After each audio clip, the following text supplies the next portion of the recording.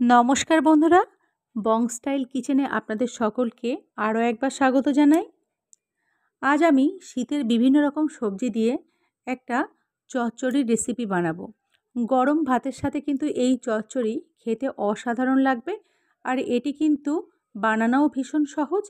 শীতের এই বিভিন্ন সবজি দিয়ে এই চচ্চড়ি একবার হলেও বাড়িতে বানাবেন, দেখবেন খেতে কিন্তু অসাধারণ লাগবে। আসুন তাহলে শুরু করি।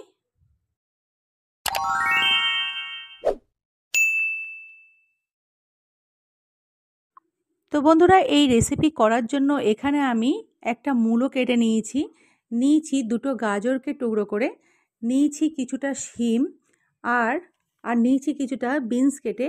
এখানে একটা বেগুনকে ডুমো করে নিয়েছি। এখানে নিয়েছি 150 গ্রাম চিংড়ি মাছ, ধনেপাতা কুচি, থেতো করে আদা নিয়েছি, কাঁচা লঙ্কা চিড়ে নিয়েছি, আর নিয়েছি আলুকে ডুমো করে। এবারে রেসিপিটা শুরু করব। প্রথমে একটা শুকনো মশলা আমি তৈরি করে নেব। দেখো, এখানে 2 চামচ জিরে, কয়েকটা নিয়েছি গোলমরিচ, 2টো তেজপাতা, 3টে লবঙ্গ, 3টে এলাচ, আর 1 ইঞ্চি দারুচিনি 1 মিনিট মতো আমি শুকনো খোলায় ভেজে নেব। ভাজা হয়ে গেলে এটাকে আমি কড়া থেকে তুলে নেব। ভাজা করার সময় কিন্তু ফ্লেমটা একদম লো রাখবেন। তারপর ওই কড়াইয়ের মধ্যে আমি দিয়ে দিলাম রিফাইন তেলের মধ্যে নুন হলুদ মাখানো চিংড়ি মাছগুলোকে আমি প্রথমে মিনিট খানিকের জন্য ভাজা করে নেব। চিংড়ি মাছ কিন্তু খুব বেশি ভাজা করবেন না, অল্প ভাজা করে কিন্তু তেলের থেকে উঠিয়ে নিতে হবে, তাহলে কিন্তু চিংড়ি মাছের স্বাদটা বজায় থাকবে। তো তেলের থেকে চিংড়ি মাছগুলোকে আমি তুলে নিয়ে তারপরে ওই তেলের মধ্যে আমি দিয়ে দেব ফোড়ন। তার জন্য এখানে 1/2 চামচের একটু বেশি 5 ফোড়ন তেলের মধ্যে আমি ফোড়ন দিয়ে দিলাম।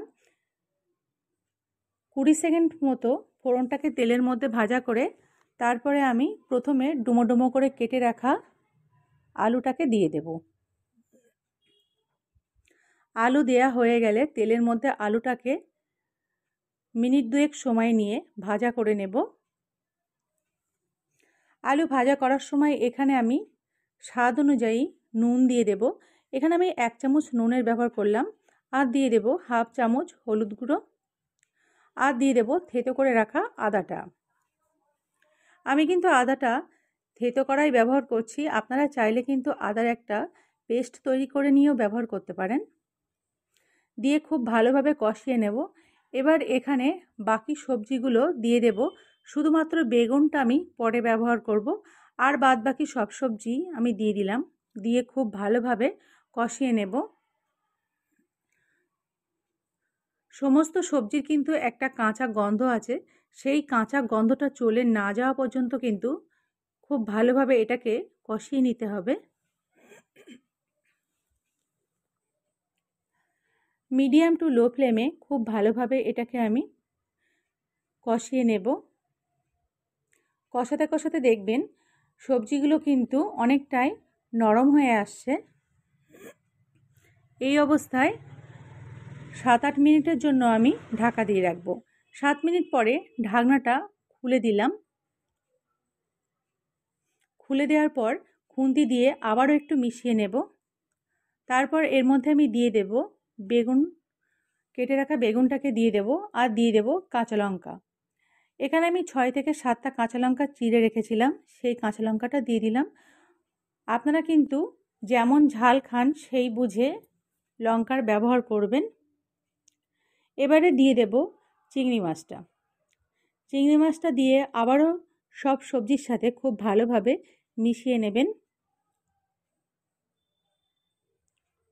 এবারে এখানে আমি দিয়ে দেব গরম জল। কিছুটা জল আমি গরম করে রেখেছিলাম, সেই জলটা দিয়ে দেব। দিয়ে আবারও আমি 2 থেকে 3 মিনিট ঢাকা দিয়ে রাখবো। 3 মিনিট পরে ঢাকনাটা খুলে দিলাম। দিয়ে খুন্তি দিয়ে খুব ভালোভাবে মিশিয়ে নেব। এখানে দেখুন সব সবজি কিন্তু খুব ভালোভাবে সিদ্ধ হয়ে গেছে। এবারে প্রথমে যে মশলাটা আমি তৈরি করেছিলাম সেই মশলাটা আমি গুঁড়ো করে নিয়েছি, সেটা আবার দিয়ে দেব। এই মশলা দেওয়ার ফলে কিন্তু রান্নায় অন্য কোনো মশলা দেওয়ার প্রয়োজন হবে না। এই মশলার জন্যই কিন্তু রান্নাটা খুবই সুস্বাদু হবে। এবার উপর থেকে একটু ধনেপাতা কুচি ছড়িয়ে দেব।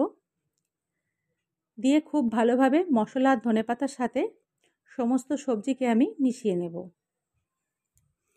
এইভাবে আরও একটু সময় নাড়াচাড়া করলেই কিন্তু এখানে রান্নাটা কমপ্লিট হয়ে যাবে। আমি কিন্তু মিষ্টির ব্যবহার করলাম না, আপনারা চাইলে কিন্তু অবশ্যই করতে পারেন। এইভাবে বানিয়ে দেখুন, গরম গরম ভাতের সাথে এই রকম সব রকম সবজির চচ্চড়ি খেতে কিন্তু খুবই ভালো লাগবে। একবার হলেও বাড়িতে বানাবেন আর কমেন্টে আমাকে জানাবেন যে কেমন লাগলো। আশা করছি আপনাদের ভালো লাগবে। সম্পূর্ণ ভিডিওটি দেখার জন্য আপনাদেরকে অনেক ধন্যবাদ। আপনারা সকলে সুস্থ থাকবেন, ভালো থাকবেন।